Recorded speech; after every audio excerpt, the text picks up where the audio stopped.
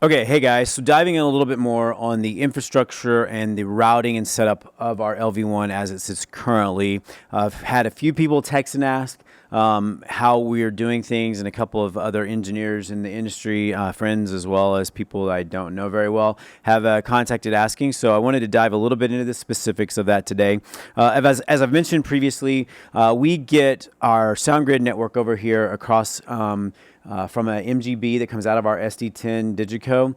That is coming out MADI into the MGB, drives across on currently a Cat7 cable from one Netgear M4100 switch to another.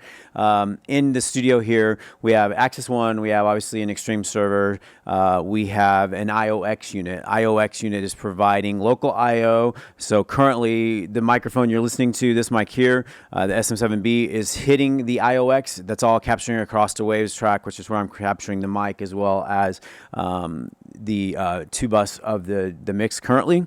It provides outs for our local monitors here, as well as our feeds to broadcast, as well as some very ancillary building feeds. That is then controlled via FIT in terms of our monitors. Everything routes through a matrix driven by the left-right bus so that we can monitor what we're doing globally, no matter what.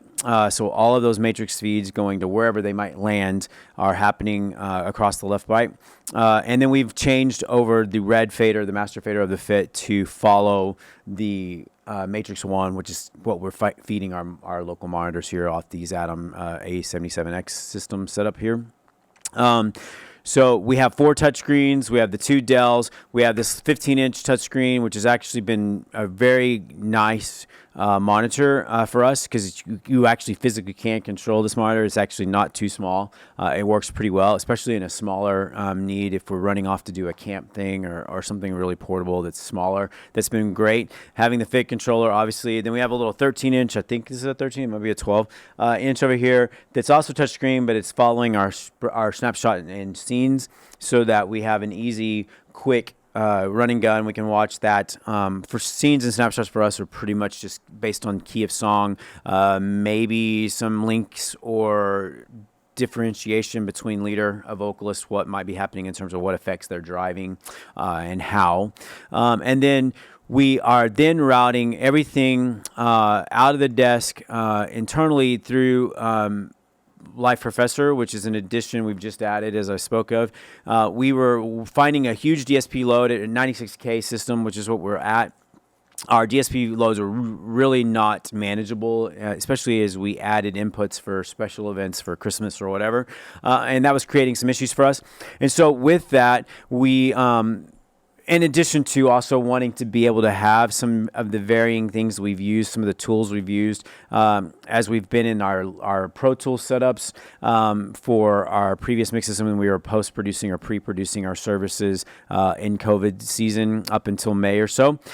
We were really finding like the Maag EQ beneficial, some of the Shadow Hills mastering compressors, all those different things. We run UAD on most of those kind of things in Pro Tools.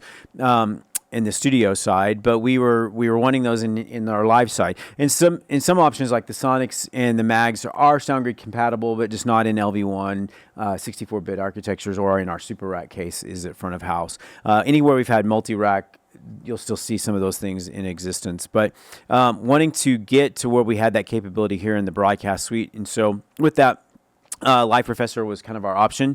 Running it externally on a different computer proved to be too great of latency for my comfort, at least in terms of what I was wanting to hear. Not so much in effects, because reasonable latency on an effect is not horribly bad, but we were seeing more latency, and I was hearing a few things that I was not loving in terms of our main bus compression. So bringing that internal of the Access One has proven to be very effective. We're running at essentially a DSP load of around 13 to 15% on average at a 256 buffer at 96K, as I've mentioned.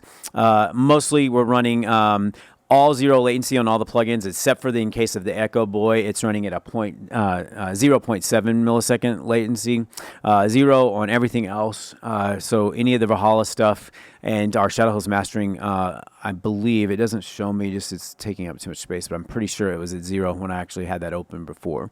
So all of those things have existed previously. Like I've said, in our Pro Tools setups, we wanted that in here, and this has proven highly effective for us. And so hope that helps you understand a little bit of what we're doing.